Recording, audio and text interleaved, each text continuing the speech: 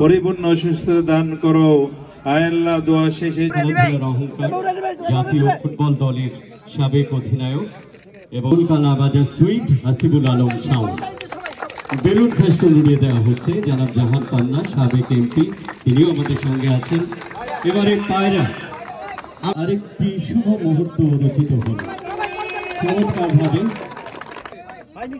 এবং কুমারপাড়া রাইডার্স হাসিনুল ইসলাম টিঙ্কু একটু সামনে চলে আসে, পরিচয়ের পালা, এবং সড়ক পরিবহন গ্রুপে তার স্মৃতির প্রতি গভীর শ্রদ্ধা।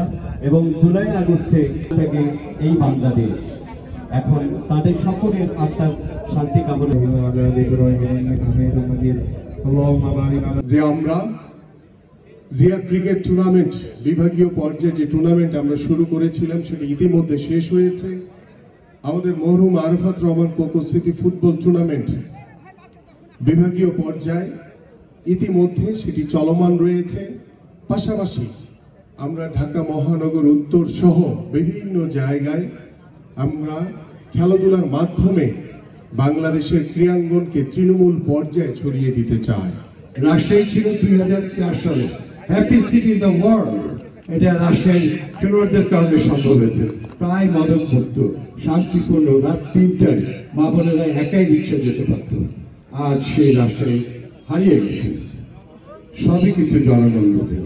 তো আমি আবার বলবো যে ইনশাল্লাহ আল্লাহ অবশ্যই দেশ নেত্রী বেগম খালেদা জিয়াকে সুস্থ করে দিয়ে আসবে, আমাদের নেতা তারেক রহমান সাহেব ফিরে আসবে, বাংলাদেশের জনগণ রাজ্যে আছে দেশ নেত্রীর দিকে, তারেক রহমানের দিকে।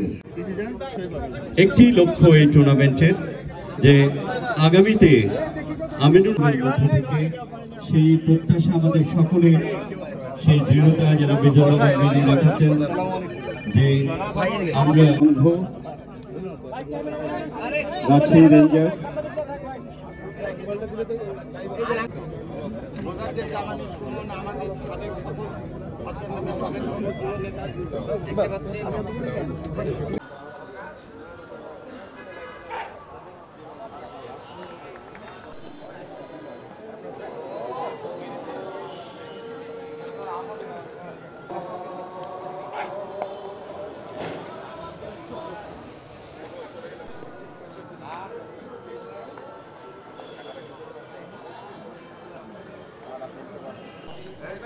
তার নাম